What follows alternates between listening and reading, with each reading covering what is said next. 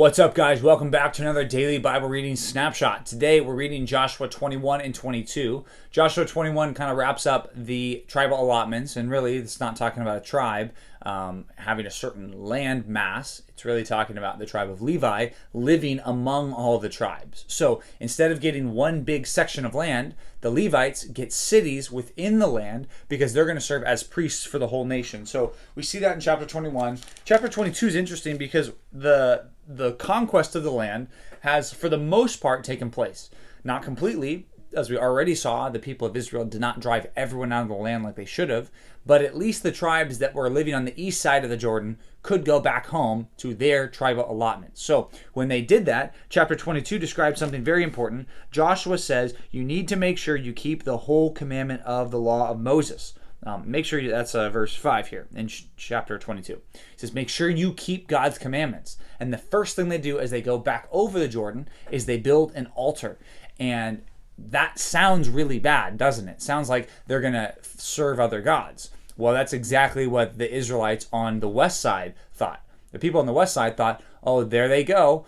These people who said that they were going to serve God, now they're serving other gods right as they go over across the Jordan. So it says that everyone gathered at Shiloh, and they said, all right, we're going to make war. We got to go kill all these people from Reuben and from Gad and from the half tribe of Manasseh because they're serving other gods. And they even quote what happened with Achan. If you remember Achan from Joshua 7, it was like when he sinned, it says that when he sinned, the whole nation really got in trouble. When they wanted to take the city of Ai, they all got in trouble because Achan did what was wrong. And they say, okay, we've got to deal with this sin. The whole pattern here, the righteous thing to do, is to purge evil from our congregation. So I guess we have to go kill these people.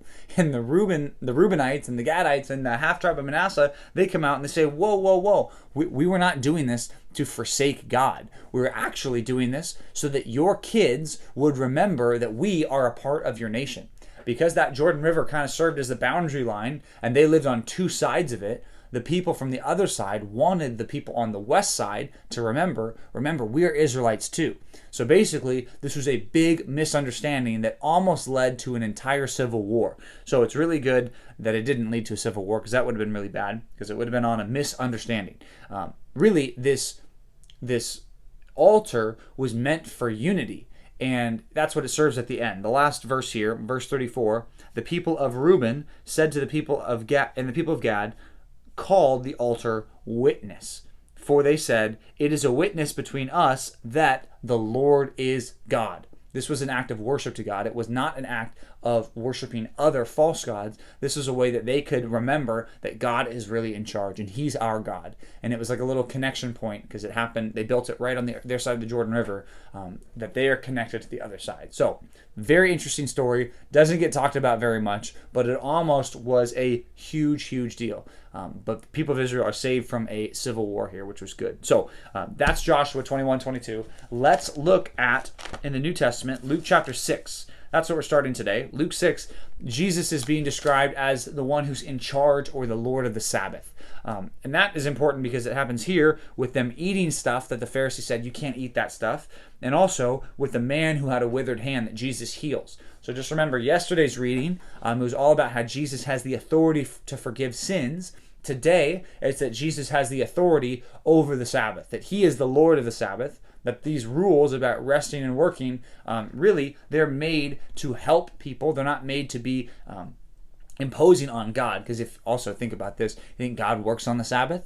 Well, the first Sabbath He didn't, but God works all the time. He's always sustaining His people. He's always working. Jesus is always working, even on the Sabbath. So that's the interesting thing about all this. They don't even recognize that. It's like they forgot. But here's the problem. They're not recognizing that Jesus is God, right? If they were recognizing Jesus was God, I don't think they'd have the same problem that they had. So that's the beginning of this chapter. Also, it says in chapter 6, verse 12, that in those days He went up to the mountain to pray, and all night He continued in prayer to God. And I think that's significant because what happens right after this is Jesus formally picks the 12 disciples, the people that are going to follow Him, the people who are going to become the apostles. So He's praying about this. He's talking to God, and surely He's praying for these 12 men. And it says He prayed all night to God, which is another thing. We've seen it already in the book of Luke, that Luke makes sure to remind us that Jesus leaves the people to go and pray. So he's not praying with everybody all the time. He obviously does that sometimes, but he also has time where he prays by himself. To be another good encouragement to us, we need to have time when we're praying by ourselves, not just praying with other people. We need to make sure that we have a relationship with God personally, just you and God. So anyway, we see that with Jesus, but also he picks these 12 disciples, and then he's going to minister to this huge congregation, and he's going to preach a sermon. Now, a lot of people look at this sermon, which most people would call the Sermon on the Plain, because it's described as being on a great plain.